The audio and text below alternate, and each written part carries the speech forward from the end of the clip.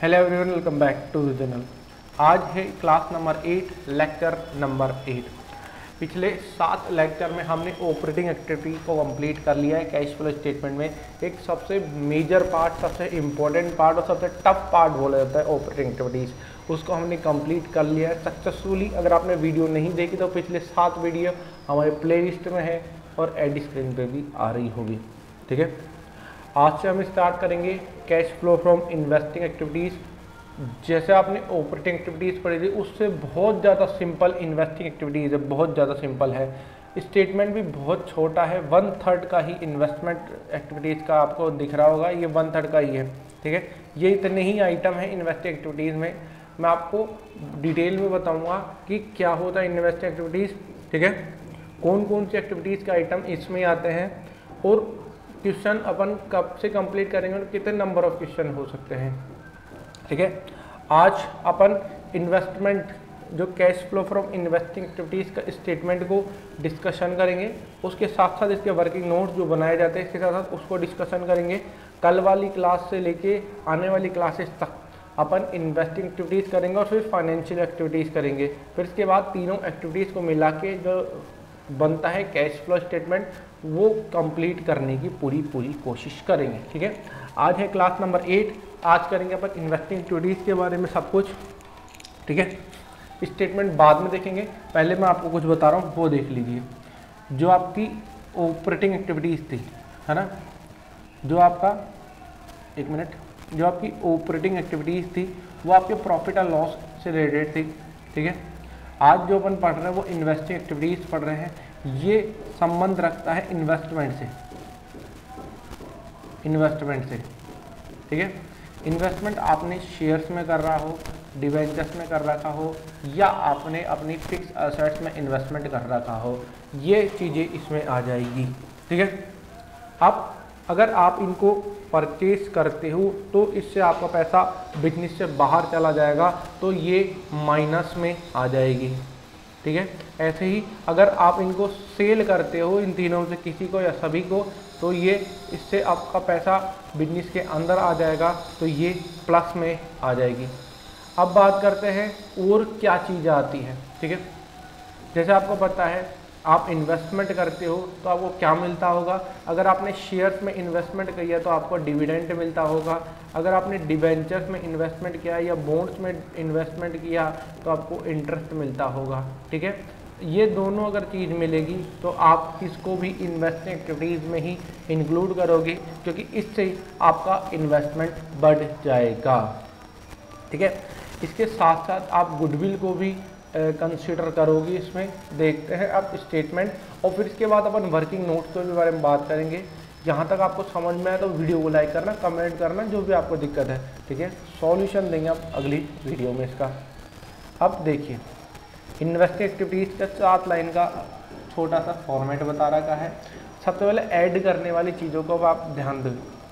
Cell कर रहे हैं अगर अपन टेंजिबल एसेट्स को, है ना, इनटेंजिबल एसेट्स को सेल कर रहे हैं, या फिर सेल कर रहे हैं करंट इन्वेस्टमेंट को, या फिर है ना, इन तीनों को अगर अपन सेल कर देते हैं इसको, या तो टेंजिबल एसेट्स को, इनटेंजिबल एसेट्स को या नॉन करंट इन्वेस्टमेंट को सेल कर देते हैं, तो वो आपका बिजनेस में कैश लाएगा और बिजनेस में कैश लाएगा तो वो प्लस हो जाएगा। ऐसे अगर आपको इन्वेस्टमेंट पे इंटरेस्ट मिलता है, डिविडेंड मिलता है, तो वो आप प्लस कर दोगे। अगर आप फैक्ट्री को किराए पे दे रखे हो जिससे आपको रेंट मिलता है तो उसको भी आप प्लस कर दोगे, क्योंकि फैक्ट्री भी आपका इन्वेस्टमेंट है। ठीक है, और इन्वेस्टमेंट जितना भी रिटर्न आएगा उसको आप इन्वेस्टिंग एक्टिविटीज़ में लिखोगे। अब बात करते हैं आप माइनस क्या क्या करोगे। अब आपने परचेज कर लिया टेंजिबल एसेट्स को, इनटेंजिबल एसेट्स और नॉन करंट इन्वेस्टमेंट को, तो आप क्या करोगे, उसको लेस करने वाले हो। बस इतना सा ही स्टेटमेंट है और कुछ भी इसमें है नहीं इतना। वापस से मैं आपको बता देता हूँ, अगर आप सेल कर देते हो टेंजिबल एसेट्स को, इनटेंजिबल एसेट्स को, नॉन करंट इन्वेस्टमेंट को, तो आप उसको प्लस करने वाले हो। अगर आपके इन्वेस्टमेंट से आपको मिलता है डिविडेंड या रेंट या फिर डिविडेंड इंटरेस्ट, तो आप उसको प्लस करने वाले हो। आप माइनस किसको करोगे, अगर आप परचेज कर लेते हो टेंजिबल एसेट्स को, इंटेंजिबल एसेट्स को और नॉन करंट इन्वेस्टमेंट को, जिससे आपका पैसा बिजनेस से बाहर चला जाएगा, इसको आप लेस कर देने वाले हो। ठीक है, अब इतना करने के बाद आपको कुछ अकाउंट बनाने पड़ेंगे, जिसमें बनता है fix account, fix assets account, है ना। ये फिक्स असेट्स अकाउंट दो टाइप का बनता है, एक बनता है एट कॉस्ट बनता है और दूसरा बनता है एट WDV। इसके बारे में भी चर्चा करते हैं। देखिए, जो आपका एक अकाउंट होता है फिक्स असेट्स अकाउंट, ये दो तरीके से बनता है, एट कॉस्ट अकाउंट और एट WDV। अब इन दोनों में क्या फ़र्क है मैं आपको बता रहा हूँ। देखिए, एट कॉस्ट अकाउंट जब आएगा जब दो अकाउंट बनेंगे, एक बनता है फिक्स एसेट्स अकाउंट और दूसरा बनता है प्रोविज़न फॉर डेप्रिसिएशन। ठीक है, ये आएंगे जब फिक्स एसेट्स अकाउंट और प्रोविज़न फॉर डेप्रिसिएशन अकाउंट तो एट कॉस्ट पे बनेगा, और जब फिक्स असेट्स अकाउंट ही बन रहा है, मतलब प्रोविज़न फॉर डेप्रिसिएशन आपको नहीं दे रखा है, तो आप एट WDV अपना अकाउंट बना सकते हो। दोबारा से मैं आपको बता देता हूँ, एट कॉस्ट अकाउंट और एट WDV बनता है। एट कॉस्ट में दो अकाउंट बनते हैं, जिसमें फिक्स असेट्स अकाउंट हो गया और प्रोविज़न फॉर डेप्रिसिएशन अकाउंट हो जाएगा, और एट WDV में एक ही अकाउंट होता है, फिक्स असेट्स अकाउंट। पहचानोगे कैसे कि एट कॉस्ट है कि एट WDV? अगर क्वेश्चन में ये लिख रहा है प्रोविज़न ऑन डेप्रिसिएशन है, तो आप एट कॉस्ट अकाउंट से काम करोगे। अगर ये नहीं दे रखा, खाली डेप्शन दे रखा है या आपको निकालने को बोला है डेप्शन, तो एट WDV से ही आपका काम हो जाने वाला है। ठीक है, आने वाले क्वेश्चंस में देखेंगे कि कैसे क्या कंप्लीट करना है। बाकी अपन देख लेते हैं एट कॉस्ट अकाउंट में और एट WDV में, स्टेप से देखते हैं क्या क्या कंप्लीट करना वाला है। एट कॉस्ट अकाउंट में सबसे पहले फिक्स असेट्स का ओपनिंग बैलेंस आ जाएगा स्टेप नंबर 1 में। स्टेप नंबर 2 में इसका क्लोजिंग बैलेंस आ जाएगा। ठीक है, ये तो आपको पता ही होगा, आप 11 में पढ़ रखे हो। अगर अपन एसेट्स को परचेज करते हैं तो assets account debit to bank करेंगे, स्टेप नंबर 3 है। ऐसे अगर आप सेल करते हो तो बाय बैंक करने वाले हो, स्टेप नंबर 4 में। अगर सेल करने से आपको प्रॉफिट होता है तो आप इसके डेबिट साइड में लिखोगे, अगर सेल करने से लॉस होता है तो उसके नीचे ही क्रेडिट साइड में आप लिख दोगे।